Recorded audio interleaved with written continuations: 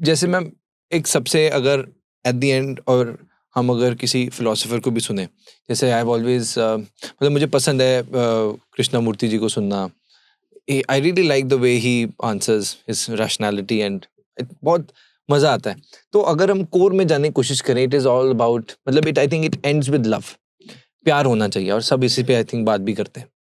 अब जैसे मैंने जैसे पर्सनली फील भी किया कि एक समय है जब आप एक फेज में होते हैं, टाइम के साथ इंसान, मतलब मैं अपना खुद बताऊं तो मुझे ऐसा लगता है, कभी कभी ऐसा फील होता है दैट जैसे खुद में ही रहना चाहिए. प्यार करना भी है तो you don't need people around your self.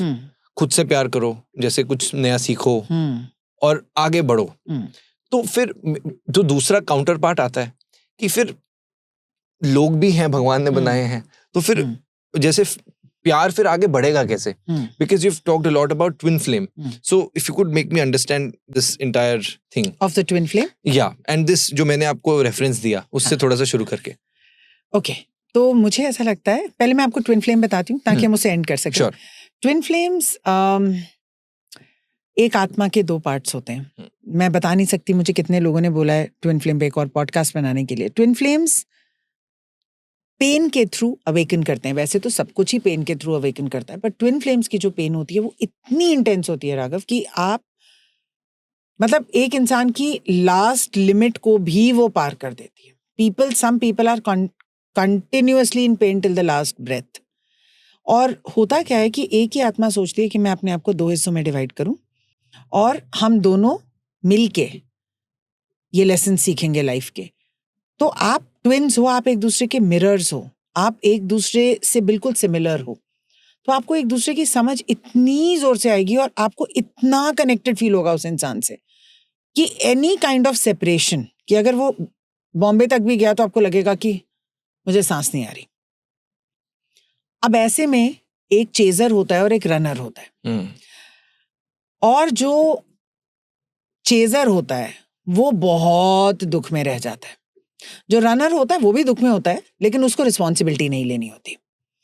और 99% मैंने देखा है दोनों लोगों की शादियां हुई होती हैं, या कम से कम रनर की तो हुई होती है. चेजर सोचता रहता है कि ये छोड़ेगा और मेरे पास आएगा. लेकिन ट्विन फ्लेम्स अगर मिल ही जाएंगे तो ये cycle of life and death में वो नहीं हो पाएगा. मैम इसको, सॉरी टू इंटरप्ट, इसको नाम दे सकते हैं हम, रनर और चेजर की जगह हम बोलें कि एक राहुल है और एक रिया है, ऐसा करें? तो राहुल और रिया की कहानी है. तो राहुल और रिया की कहानी है. राहुल की शादी हो चुकी है.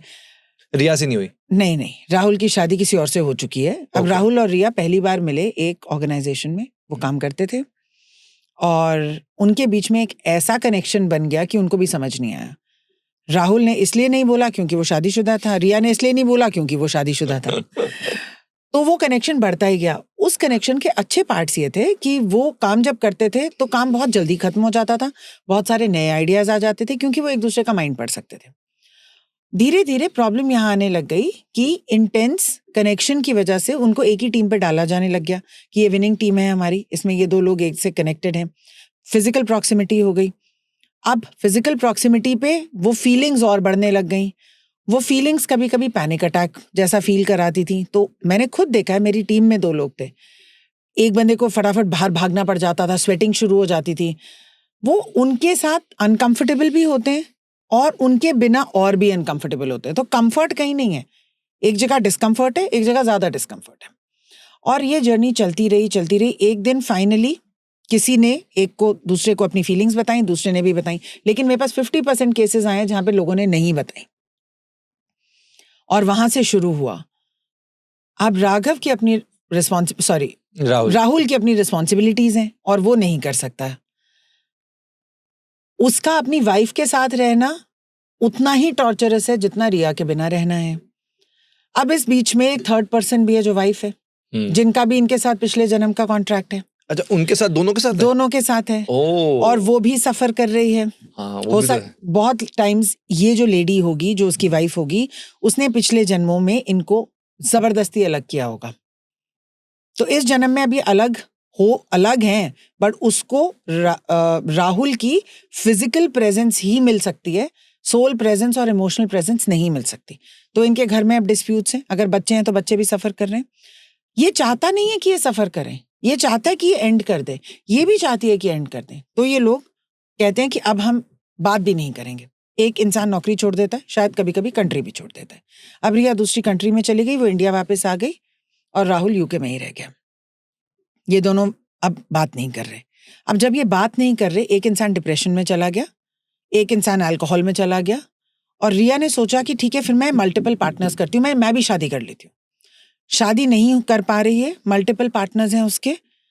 इसके बीच में किसी ने, उसके फ्रेंड ने राहुल को ये बताया कि इसके साथ क्या हो रहा है, लोग इसका फायदा उठाने। वो वापस इन टच आए, थोड़े दिन ठीक चला, हाँ हम अंडरस्टैंड करते हैं, नहीं हो सकते, फिर वही वाली प्रॉब्लम, उसकी वाइफ को प्रॉब्लम, इतनी देर में फाइनली ये शादी कर लेती है। ऐसे करते करते लाइफ निकलती है। मेरे जो ओल्डेस्ट कपल हैं जो ट्विन फ्लेम रिलेशनशिप में है, वन इज 72, वन इज 68। वो अभी भी सफर कर रहे हैं, लेकिन अब वो एक किताब लिख रहे हैं ट्विन फ्लेम्स के ऊपर, क्योंकि अपनी नॉलेज और अपना एक्सपीरियंस कहाँ डाला जाए। तो ट्विन फ्लेम्स की ये स्टोरी है। और क्या वो हैप्पी नहीं रह सकते? रह सकते हैं। एक इसका सोल्यूशन है कि आप स्पिरिचुअलिटी में जाएं, आप अपनी कॉन्शियसनेस को बढ़ाएं, ताकि एक तो आपका circle of life and death खत्म हो, और फिर एक लास्ट जन्म आप मैनिफेस्ट करें जिसमें आप दोनों इकट्ठे हो। लास्ट जन्म में या लास्ट 1 या 2 जन्म में वो लोग इकट्ठे होते हैं, और उनसे ज्यादा हैप्पी कोई नहीं हो सकता। इसमें अगर सिचुएशन राहुल अपनी वाइफ को डिवोर्स देकर रिया के साथ आ जाता, is this the right way or no? There is no right or wrong, there only choices. मैं अपनी सारी वर्कशॉप में यही सिखाती हूँ। Sure. तो वो उसकी चॉइस होगी, लेकिन वो दोनों एक दूसरे के साथ रह नहीं सकते इस जन्म में, अगर उन्होंने अपनी कॉन्शियसनेस को एलिवेट नहीं किया। क्यों? क्योंकि वो दोनों एक इतने जैसे हैं कि आप समझिए, अगर 2 लोग एक दूसरे के साथ रहते हैं, उनमें कॉम्प्लीमेंट्री क्वालिटीज भी होनी चाहिए। दोनों को ही गुस्सा आता है, दोनों को ही नींद आती है, दोनों ही किसी फ्रेम को देख नहीं सकते, तो डेफिनेटली कुछ टाइम के लिए ठीक रहेंगे, लेकिन अगर अपनी स्पिरिचुअल ग्रोथ करेंगे तो साथ रह सकते हैं। फिर हो सकता है कि उनका लास्ट जन्म ही और ऐसे ही उनको होना हो। लेकिन मैंने जहां तक केसेस देखे हैं, वो छोड़ नहीं पाते, या वो सामने वाला ही नहीं छोड़ रहा होता। और एक केस देखा है मैंने जहां पे लोग लिव इन भी कर रहे हैं, wife is also okay with it कि ठीक है, नहीं कोई बात नहीं, हमारी नहीं बन रही, लेकिन इनके लिव इन में अब प्रॉब्लम्स आ रहे हैं। तो क्योंकि नेचर बिल्कुल सिमिलर है, तो अपने नेचर को बढ़ाना मतलब अपनी शक्ति को बढ़ाना अपने। In the end everything is about Shiva and Shakti, the balance is that only. तो कुछ ट्विन फ्लेम्स में शिवा का एलिमेंट बहुत ज्यादा होता है, ऑब्जर्विंग, कुछ में शक्ति का बहुत होता है, तो बहुत हाइपर होते हैं, बहुत फायर होती है उस रिलेशनशिप में, बहुत फायर होती है, बहुत इंटेंसली पोजेसिव होते हैं। अगर आप लोग साथ रह रहे हो और एक इंसान जा रहा है, उसके कोई कोलीग्स तो होंगे, किसी कोलीग ने अगर कोई कॉम्प्लीमेंट भी दे दिया तो बहुत एक्सट्रीम जेलेसी होती है, ओवर पोजेसिवनेस। अब ऐसे में तो आप दुनिया में कैसे रहोगे? Got it, got it. मतलब जितने आपके एक्सपीरियंसेस रहे हैं, जितने, तो वो उस हिसाब से आपने देखा है कि वो जो ट्विन फ्लेम वाले जो 2 लोग हैं, राहुल और रिया, मोस्ट ऑफ द केसेस में साथ नहीं रहते। ओके, तो मैम क्या करना चाहिए? क्योंकि मुझे लगता है बहुत लोग होंगे। क्या करना चाहिए? आपको स्पिरिचुअलिटी में जाना चाहिए।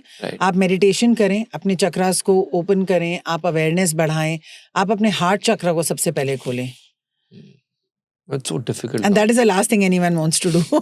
It's very difficult. हम सोचो ना, जैसे आप किसी से प्यार कर रहे हो और बहुत प्यार कर रहे हो, अब उसको हम बोले कि आप आंखें बंद करो, well, this is the right way. But you know, आप सीधा मेडिटेशन पे मत जाओ, क्योंकि जा ही नहीं पाओगे। तो आपको पहले बुक्स पढ़नी पड़ेंगी, आपको पहले ऐसे लोगों से, सबसे पहले तो मैं कहूंगी आप किसी से मेंटरिंग लो। आप 3-4 सेशंस करोगे ना, आपका खुल जाएगा। मैं बहुत लोगों को मेंटर करती हूँ ट्विन फ्लेम्स में, तो इट्स सो प्रिडिक्टेबल कि पहले 2-3 सेशंस में आप मानोगे नहीं, वो 1-1 घंटा इतना रोते हैं आप, it's really sad to see them. वो इतना रोते हैं कि आपको लगता है कि हाय मैं कुछ कर दूं इसके लिए। और इतने लोग वशीकरण के लिए आते हैं और कहते हैं कि कुछ भी करके ये करा दो, और मैं कहती हूँ नहीं, ये तो मैं नहीं करूंगी। तो आप मेंटरिंग लें, आप इसको एक लॉजिकल लेवल पे समझें, आप इसके बारे में बुक्स पढ़ें। इसके बारे में जो बुक्स होती हैं,